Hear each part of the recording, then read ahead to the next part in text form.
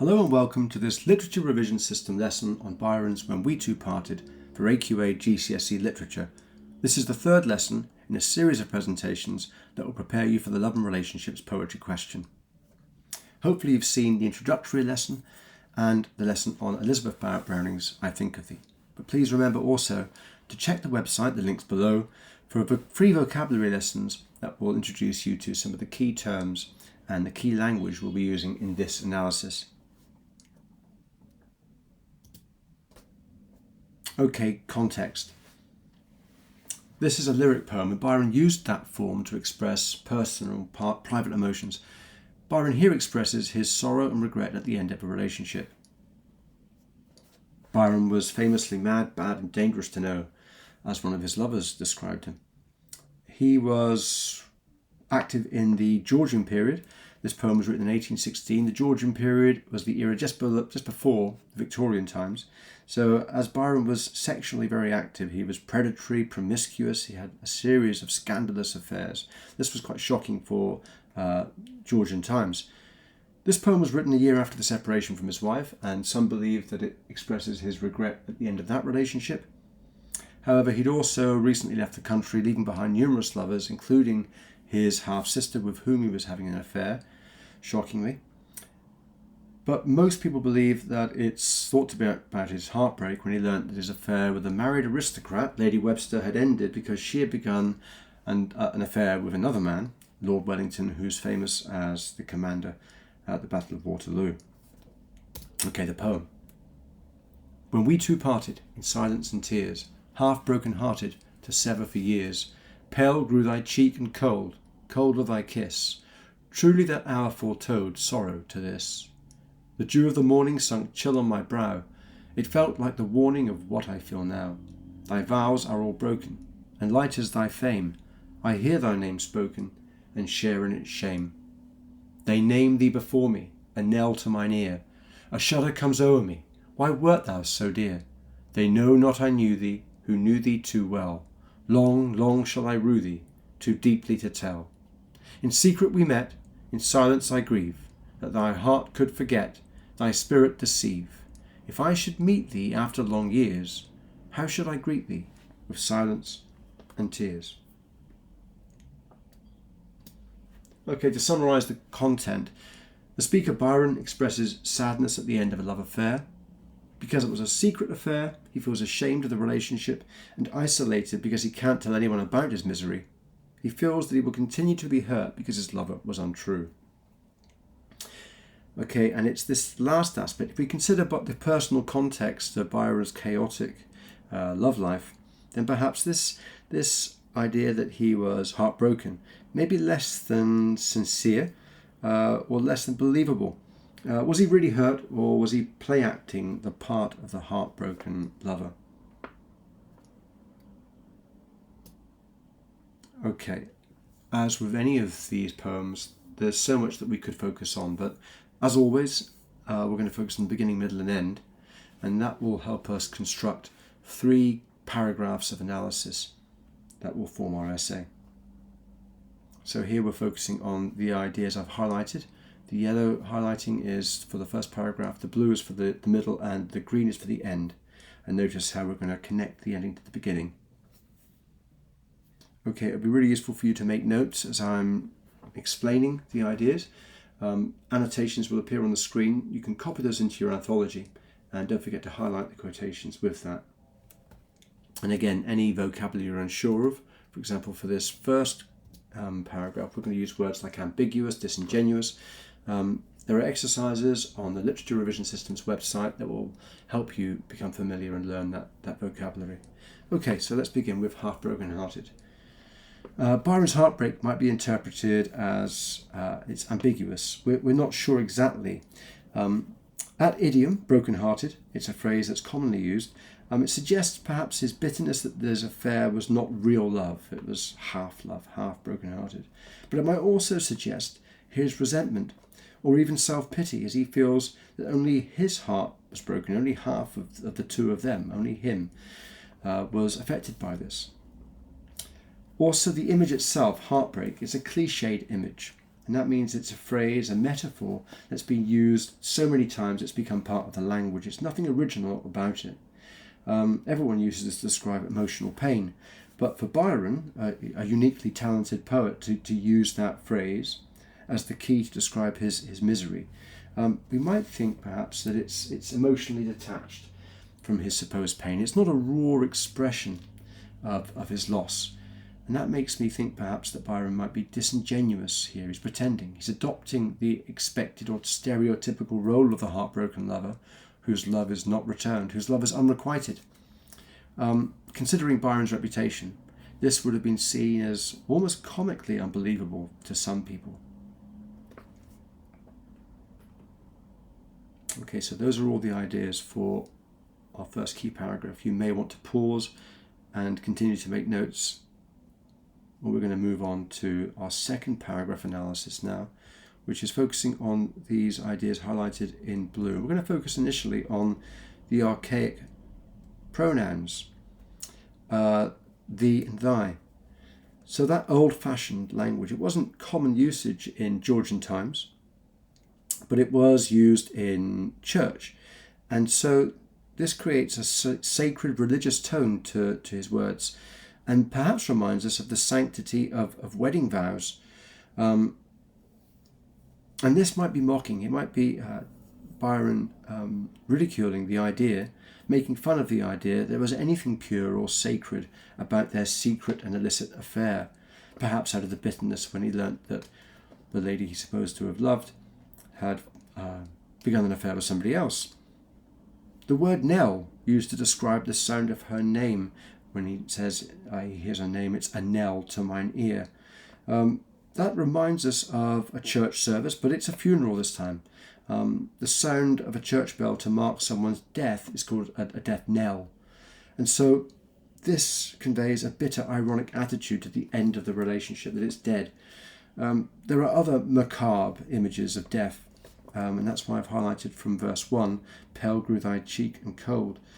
In the first verse, that kind of foreshadow this idea of grief and of death. The description of pale grew thy cheek and cold is an image of death, of a dead body.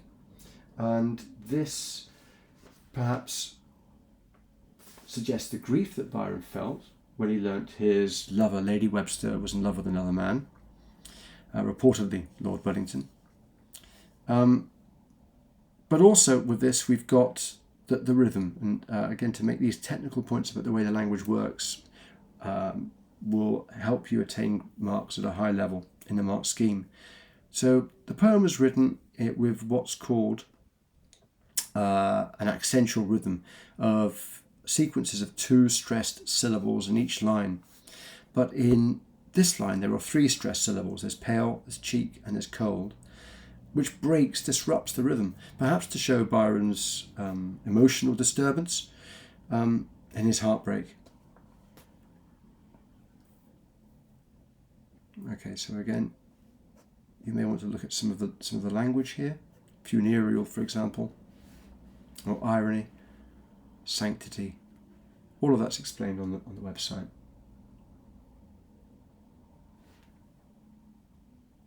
Before we move on now to point 3.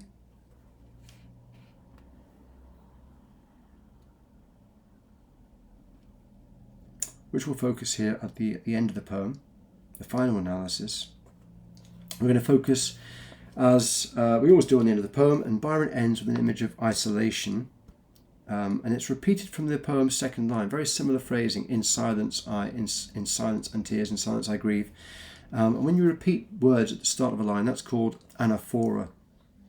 And that repetition, it creates a cyclical structure. We connect the end to the beginning to give a sense that Byron is kind of trapped in pain. The pain will carry on, it will endure.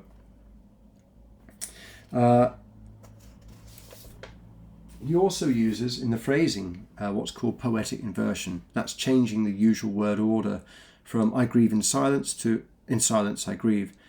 And this emphasizes the word silence to remind us of the secrecy surrounding the adulterous relationship. It reminds us that it was illicit, it was wrong. Byron reiterates he's been left heartbroken at the end. However, considering Byron's hectic and scandalous person in his life, we might interpret his repetition of silence as ironic. This published poem itself is proof that he's not been silent. In fact, he published this poem about his supposedly private heartbreak.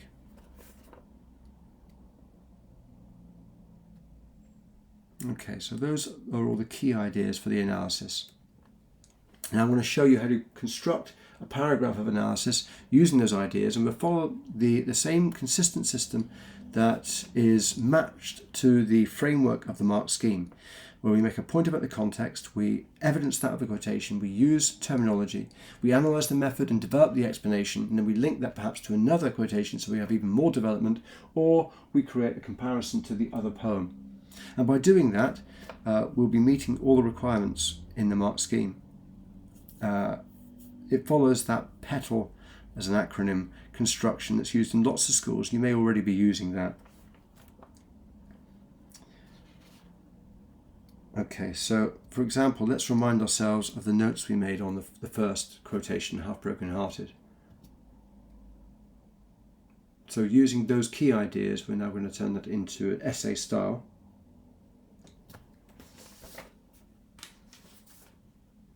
Byron's heartbreak might seem ambivalent. Half-broken-hearted is an idiom that suggests bitterness that his affair was not real love. It may also suggest his resentment or self-pity, as only his heart was broken. The cliched image might also convey an ironic detachment from this lyric expression of emotion. Could Byron be ironically adopting the role of heartbroken, unrequited lover for common effect? Okay, so what I've done here is deconstruct the paragraph to highlight the different aspects of that PETAL process, making the point, the evidence, the technical terminology, analysis and linking. And that maps to the mark scheme, so it will pick up marks.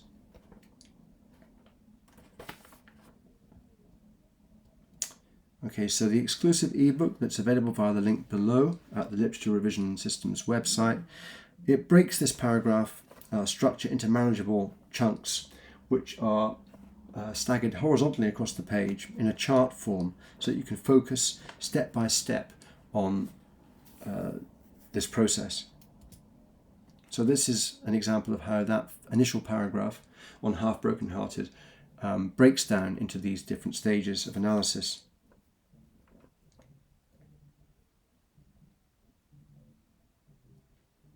Okay, so that's the analysis, but remember, we don't just write about one poem. The essay that you need to write in the exam is a comparison essay.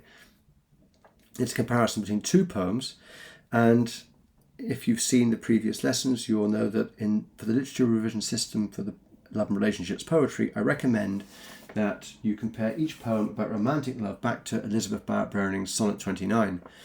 Hopefully you've seen that lesson already, but if not, please check that out. To frame the essay as a comparison is so highlight the fact that we are meeting that mark scheme requirement for the examiner. We begin with a comparative introduction. We could begin an essay comparing When We Two Parted and Sonnet 29 like this.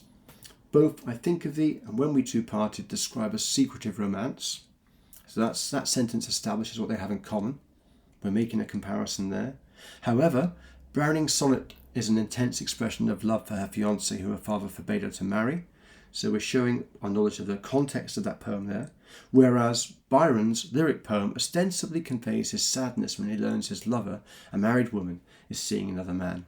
And there we've got the contrast, the difference in Byron's poem. And you can notice instantly we've got high-level vocabulary here, which is going to frame this poem as a high-level response for the examiner. So in the first 30 seconds of their marking your essay, they'll be starting to pitch this essay towards the top of that mark scheme. Okay, the revision system suggests that you begin by focusing on the skills and structure needed for a grade 7, and then once you have mastered this or become familiar with this, then you can build in the extra complexity needed for grade 8 and then grade 9. So for the grade 7 structure, you begin with that comparative introduction, then focus on Sonnet 29. So there's a detailed and developed essay on that poem using the analysis that I've shared with you in the previous lesson. And then we link the endings of the two poems, the end to When We Two Parted. So we begin with a comparison, end with a comparison, and we get that detailed and developed analysis in the middle. And remember, you don't need to write about both poems equally in order to be able to secure marks in the grade boundary for grades 7 and 8. All resources are in the exclusive ebook, which you can download at the Literature Revision Systems website. Okay, for grade 8, we build upon the grade 7 structure, adding in another comparison, and then for grade 9 there's an even more comparison, and you can see there it's an integrated zigzag comparative structure switching between the two poems. So it's quite a complex structure, but once you've mastered grade 8 and once you've started with grade 7, that becomes quite manageable. And everything you need is in the exclusive ebook, a series of exercises that will help to build familiarity, build skills and knowledge towards getting that grade 9. Okay, if you found this useful, please like the video. Be sure to check the next lessons, check the previous lessons, and then go to Literature Revision Systems website, the links below, for the vocabulary lessons, which are free, and the downloadable exclusive ebook. Thank you.